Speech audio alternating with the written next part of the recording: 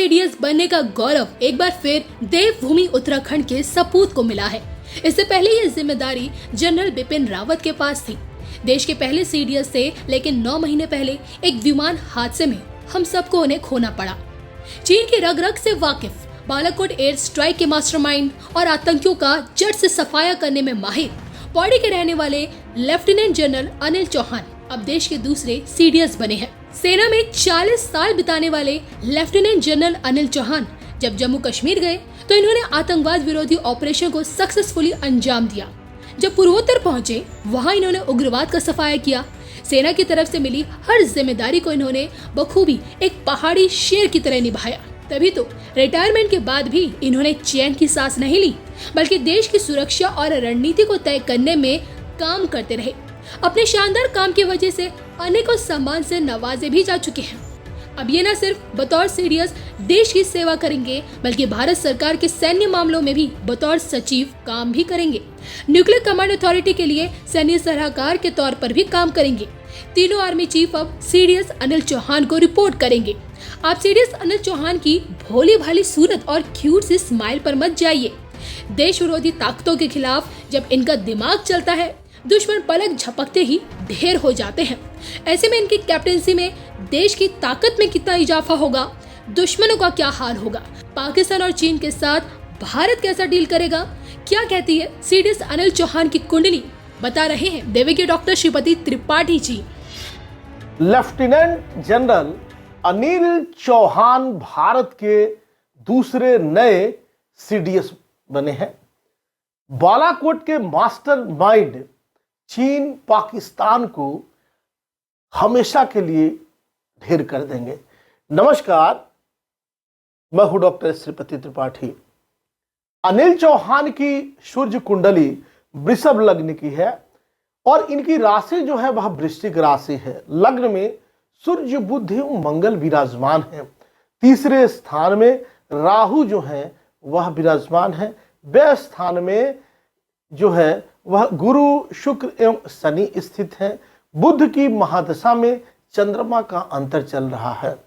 Lieutenant general Anil Chauhan को बुधवार को नए प्रमुख रक्षा अध्यक्ष सीडीएस के रूप में नियुक्त किया गया है। जनरल बिपिन रावत के निधन के बाद से ही यह पद जो था वह रिक्त था और 9 महीने से अधिक समय के बाद पर नियुक्ति की गई थी। और आपको बता दें कि इनके कुंडली के में जो योग है कि सूर्य, बुध और मंगल एक साथ बैठे हैं, यह 9 महीने के बाद जो है यह पद को यह ज्वाइन किए हैं। इनके कुंडली के बारे में योग बनाया है कि सूर्य, बुध और मंगल साथ में है। तो क्या योग बना है कि सूर्य बुधौ यदेकस्थौ भूपुत्रेण समन्वितौ अति नीच कुले जातः राजा भवति विश्रुतः। मतलब इस योग में पैदा होने वाले जनरल बिपिन रावत के निधन के बाद से आपको बता दें कि यह पद रिक्त था और पद रिक्त होने के 9 महीने से अधिक समय के बाद इस पर इनकी नियुक्ति की गई है। रक्षा मंत्रालय ने एक बयान जारी करके लेफ्टिनेंट जनरल चौहान की नियुक्ति की घोषणा की है। इस योग के कारण ऐसे जातक बड़े पराक्रमी और साहसी होते हैं। दरिद्र के यहाँ पैदा होकर भी राजा और महाराजा बनते हैं। आपको बता दें कि सरकार ने लेफ्टिनेंट जनरल अनिल चौहान जो सेवानिवृत्त को अगले सीडीएस के रूप में नियुक्त करने का निर्णय लिया है, जो भारत सरकार सैन्य मामले के विभाग के सचिव के रूप में भी कार्यभार करने की तारीख से और अगले आदेश तक यह चौहान साहब कार्य करेंगे। आइए जानते हैं इनके बारे में कि अनिल चौहान का जो है इनका डेट ऑफ बर्थ जो है वह 18 मई 1961 को इनका जन्म हुआ था। इन्हें 1981 में भारतीय सेना की 11 गोरखा राइफल्स में कमीशन दिया गया था। वह नेशनल डिफेंस एकेडमी एनडीए खंडकवासला और भारतीय सैन्य अकादमी देहरादून के पूर्व छात्र हैं। मेजर जनरल रहते हुए उन्होंने उत्तरी कमान में महत्वपूर्ण बारामूला सेक्टर में इन्फेंट्री डिवीजन की कमान संभाली, मतलब कमान संभाली। बाद में लेफ्टिनेंट जनरल के तौर पर उन्होंने पूर्वोत्तर में कोर की कमान हाथों में ली और इनका नोटिफिकेशन भी बुधवार के दिन हुआ है। और बुध जो इनके लिए लग्न में बैठे हुए हैं 2 ग्रहों के साथ, यह काफी सुंदर और बेहतर योग बनाया हुआ है। सितंबर 2019 में वह पूर्वी कमान के general officer commanding in chief बने। मई 2021 में अपने रिटायरमेंट तक यह पदभार इन्होंने संभाला। लेफ्टिनेंट जनरल चौहान को चीन मामले का एक्सपर्ट माना जाता है। उनका पूर्वी कमान में लंबा कार्यकाल रहा है।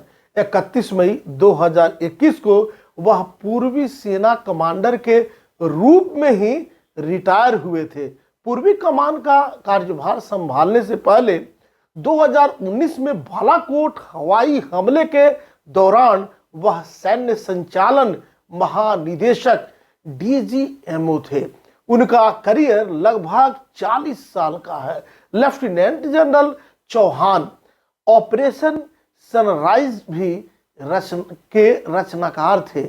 यह भारत म्यांमार का संयुक्त सैन्य अभियान था। इसमें 2019 में पूर्वोत्तर में कई विद्रोही समूहों को निशाना बनाया था।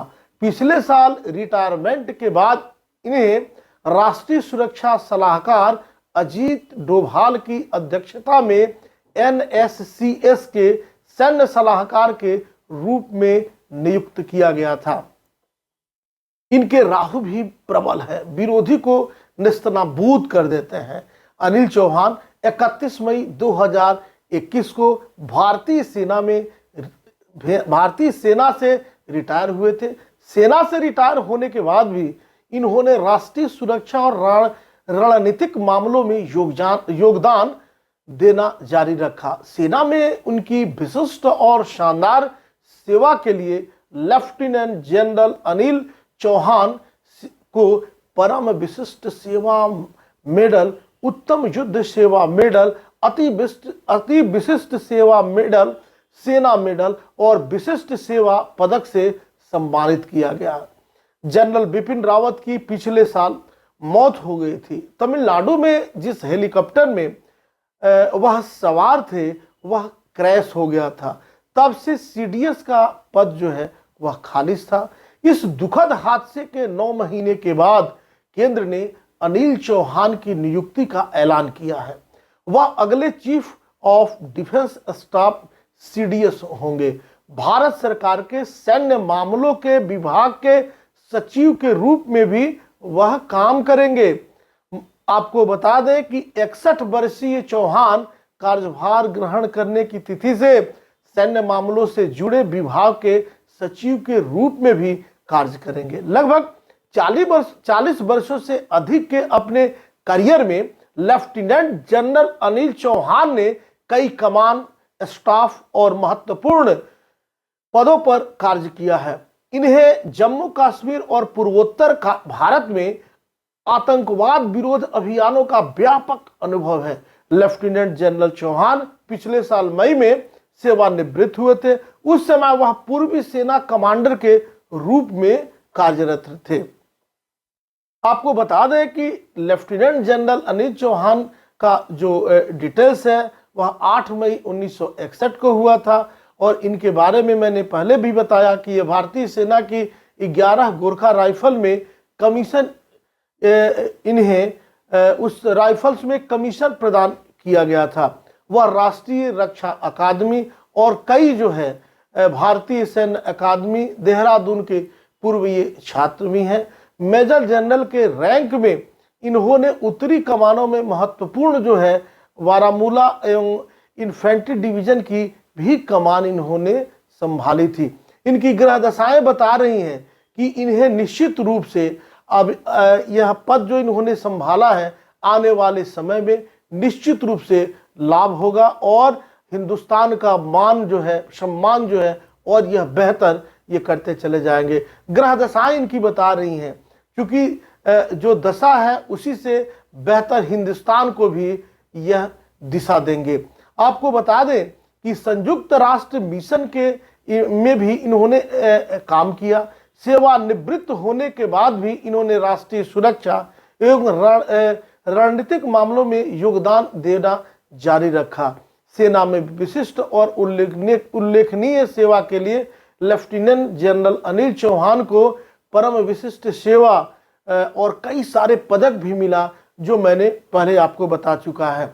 इनकी कुंडली बता रही है कि यह एक से बढ़कर एक, कठोर से बढ़कर कठोर, यह देश हित में कदम उठाएंगे और विरोधियों को नस्तनाबूद कर देंगे। ऐसे जातक जो हैं, जो इनकी ग्रह दशाएं बता रही हैं, ग्रह दशाएं इंगित कर रही हैं कि आने वाले समय में सीडीएस और मजबूत होगा और इनके द्वारा लिए गए निर्णय जो है वह देश हित में होगा और निश्चित रूप से यह बेहतर करेंगे। अभी तक आपने यह चैनल सब्सक्राइब नहीं किया है तो सब्सक्राइब करें, शेयर करें और कमेंट्स करें। तब तक के लिए नमस्कार।